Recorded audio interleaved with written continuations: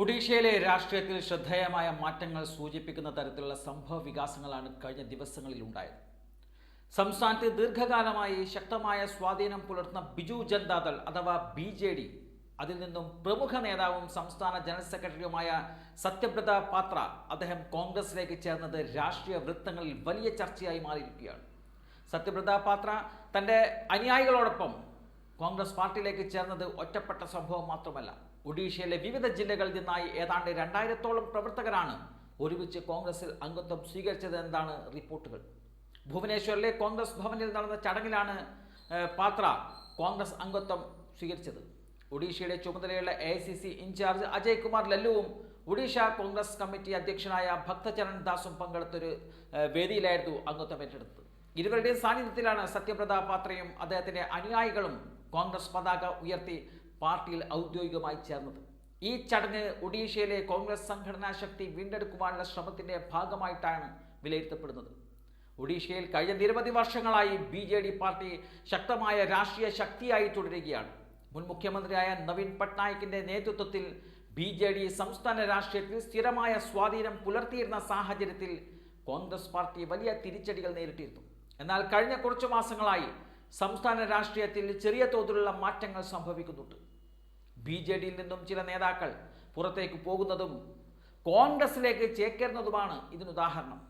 ഇപ്പോഴത്തെ സംഭവ വികാസത്തിൽ ശ്രദ്ധേയമായ കാര്യം രാജ്യസഭാ തെരഞ്ഞെടുപ്പിന്റെ പശ്ചാത്തലത്തിലാണ് ഈ നീക്കം എന്നുള്ളതാണ്. ഒഡീഷയിലെ രാജ്യസഭാ തെരഞ്ഞെടുപ്പിൽ BJPയെ പരാജയപ്പെടുത്തുക എന്ന ലക്ഷ്യത്തോടെ കോൺഗ്രസും അതുപോലെ തന്നെ BJDയും ചില വിഷയങ്ങളിൽ സഹകരിക്കുവാനുള്ള സമീപനമാണ് കഴിഞ്ഞ ദിവസങ്ങളിൽ സ്വീകരിച്ചിരിക്കുന്നത്. രാഷ്ട്രീയത്തിൽ ഇത്തരത്തിലുള്ള തന്ത്രപരമായ കൂട്ടുകെട്ടുകൾ സാധാരണമാണ്. BJPയുടെ വളർച്ചയെ തടയുക എന്ന പൊതുവായ ലക്ഷ്യത്തിലാണ് കോൺഗ്രസ് ചില സാഹചര്യങ്ങളിൽ BJDയുമായി സഹകരിക്കുവാൻ തയ്യാറാവുന്നത്. എന്നാൽ അതേസമയം കോൺഗ്രസ് തൻ്റെ സംഘടനാ അടിത്തറ ശക്തിപ്പെടുത്തുവാനുള്ള ശ്രമങ്ങൾ ഒരിക്കലും ഉപേക്ഷിച്ചിട്ടില്ല എന്നതാണ് ഈ ഒരു പുതിയ നീക്കം വ്യക്തമാക്കുന്നത്.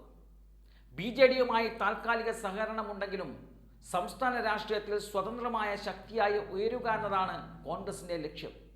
അതുകൊണ്ട് തന്നെ മറ്റു പാർട്ടികളിൽ നിന്നുള്ള നേതാക്കളെയും പ്രവർത്തകരെയും പാർട്ടിയിലേക്ക് ആകർഷിക്കുവാൻ കോൺഗ്രസ് ശ്രമം ശക്തമാക്കിയിരിക്കുകയാണ്. സത്യബ്രത പാത്രയുടെ പാർട്ടി വിടൽ BJDക്ക് ചെറിയ തിരിച്ചടിയായും കോൺഗ്രസിന് ആത്മവിശ്വാസം നൽകുന്ന സംഭവമായും വിലയിരുത്തപ്പെടുന്നുണ്ട്.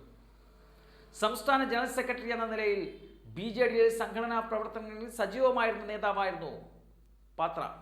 അദ്ദേഹത്തോടൊപ്പം നിരവധി പ്രവർത്തകർ കോൺഗ്രസിലേക്ക് വന്നതോടെ ചില ജില്ലകളിൽ കോൺഗ്രസിൻ്റെ പ്രവർത്തനങ്ങൾക്ക് പുതിയ ഒരു ഊർജം ലഭിക്കുന്നുവെന്നതാണ് പാർട്ടി നേതൃത്വം പ്രതീക്ഷിക്കുന്നത്.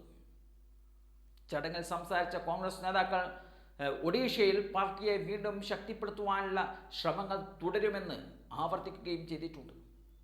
സംസ്ഥാനത്തെ ജനങ്ങൾ BJPയുടെയും അതുപോലെ തന്നെ മുമ്പ് BJDയുടെയും ഭരണത്തിൽ നിരാശരായിരിക്കുകയാണെന്നും ആ സാഹചര്യം കോൺഗ്രസിന് പുതിയ അവസരങ്ങൾ സൃഷ്ടിക്കുമെന്നതാണ് പലരും കണക്കുകൂട്ടുന്നത്. ജനങ്ങളുടെ പ്രശ്നങ്ങൾ ശക്തമായി ഉയർത്തിപ്പിടിക്കുന്ന ഒരു രാഷ്ട്രീയ ശക്തിയായി കോൺഗ്രസ് വീണ്ടും ഉയരും എന്നുള്ള ആത്മവിശ്വാസവും നേതാക്കൾ പ്രകടിപ്പിക്കുന്നുണ്ട്.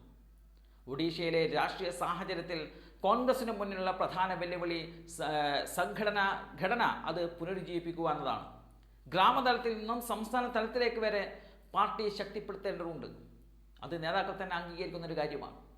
അതിനായി വിവിധ സാമൂഹിക വിഭാഗങ്ങളെയും യുവാക്കളെയും പാർട്ടിയിലേക്ക് കൊണ്ടുവരുവാനുള്ള ശ്രമങ്ങൾ ഇപ്പോൾ പുരോഗമിക്കുകയാണ്.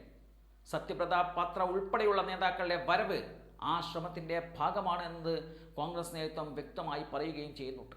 ഏകദേശം 2000-ഓളം പ്രവർത്തകർ ഒരുമിച്ച് കോൺഗ്രസിലേക്ക് ചേർന്നത് സംസ്ഥാനത്ത് പാർട്ടിക്ക് പുതുശക്തി നൽകുമെന്നതാണ് അവർ വിശ്വസിക്കുന്നത്.